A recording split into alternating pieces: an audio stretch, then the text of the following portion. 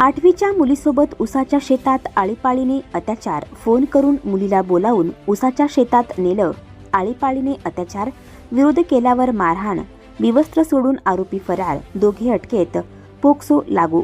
राज्यात महिला लेकीबाळे यांच्या सुरक्षेचा प्रश्न दिवसेंदिवस अगदी बिकट होत चालला आहे। रोज कुठे ना कुठे छेडछाडच्या अत्याचाराच्या घटना घडत असल्याचे समोर येतं आणि मन अगदी सुन्न होत आहे। सांगली जिल्ह्यातील ईश्वरपूर मधून संतापजनक घटना घडली आहे।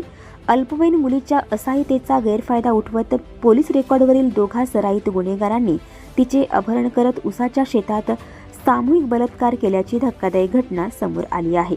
घटनेनंतर नराधम पीडितेचे कपडे घेऊन पळून गेल्याने तिला विवस्त्र अवस्थेत शहरापर्यंत चालत यावं लागलं। या घटनेनंतर संतापाची लाट उसळली आहे।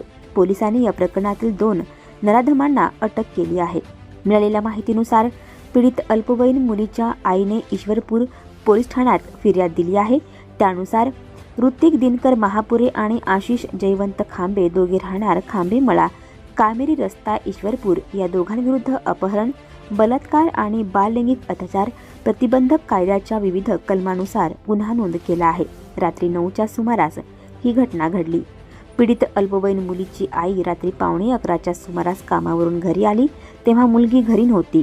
मुलीबद्दल तिने आजूबाजूला विचारपूस केली। रात्री उशिरापर्यंत मुलगी न सापडल्याने तिने पोलिसांना संपर्क साधला।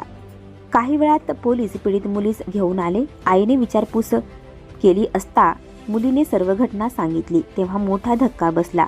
माणुसकीला काळीमा फासल्याची घटना घडल्यानंतर पीडित मुलगी ही घटना घडली त्या ठिकाणावरून जवळपास 1 किलोमीटर अंतर रात्रीच्या अंधारात विवस्त्र अवस्थेत चालत आली होती।